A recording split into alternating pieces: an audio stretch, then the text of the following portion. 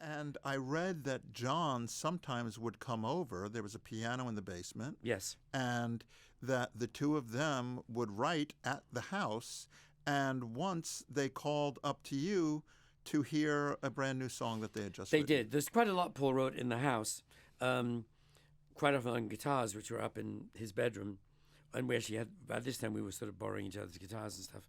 And some that he wrote on the... My mother had told him when he moved in that there was a little basement, sort of practice room, tiny, a little upright piano, two-person sofa, and a single wooden music stand.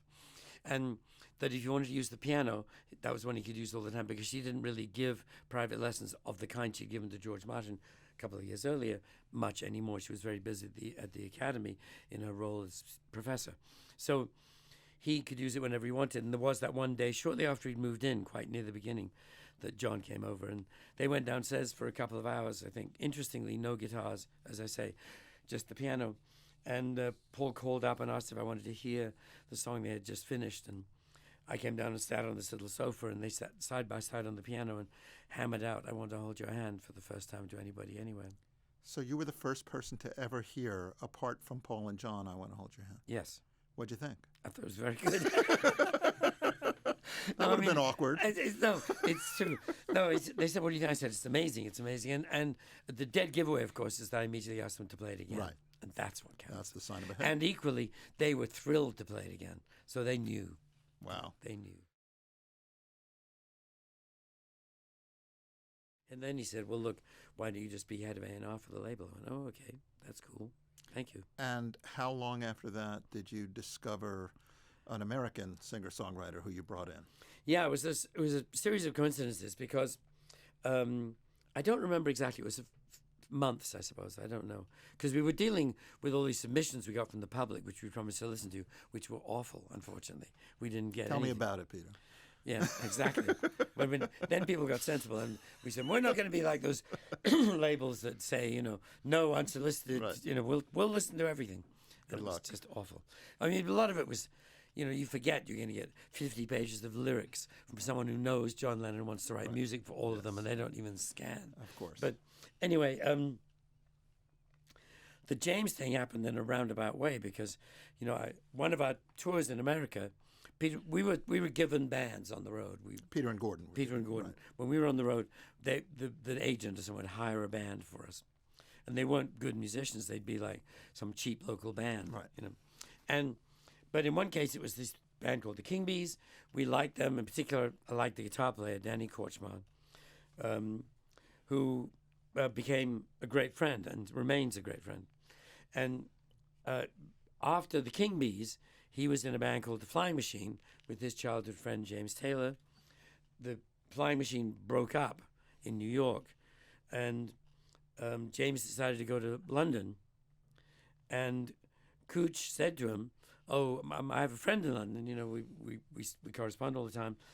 He's okay. You should give him a call," and gave James my phone number. So he called me up out of the blue and said, "I'm a friend of Cooch's." Turns out I had met him once before, because I'd been to a Flying Machine rehearsal, which I don't remember meeting the individual band members, but evidently James was there. Mm-hmm. He remembers, I don't. But so he came and said, "I'm Cooch's friend." I went, "Great, come on in." And he played me these songs, and I went crazy. And with Linda, you become her record producer and her manager. Yes. What is that like, wearing all these hats? Convenient. No, I mean, it means the producer and the manager don't get into any arguments.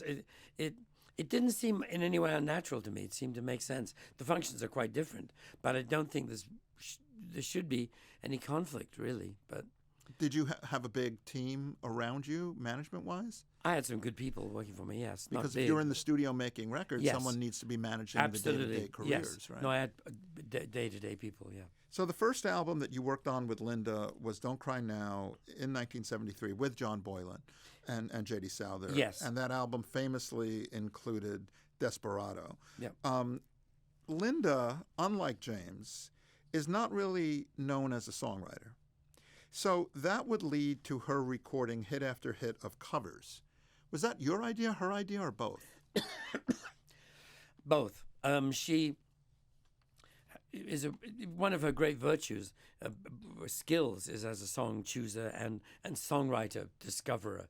I mean, I wouldn't have heard, I don't think, Warren Zevon or J.D. Souther or so many other great songwriters had Linda not pointed me in their direction. The McGarrigle sisters. Right. Now, in some cases, I would suggest songs as well, but there was a time there when people would assume that I was doing all the song choosing, that there was a bit of Svengali going on. There was, of course, none, because there was an assumption, as you know, which is still probably even true today, but that if someone sings that well and is that beautiful, they're not also going to be incredibly smart and brilliant at guiding their own song choices. But Linda is. Wow. She's incredible.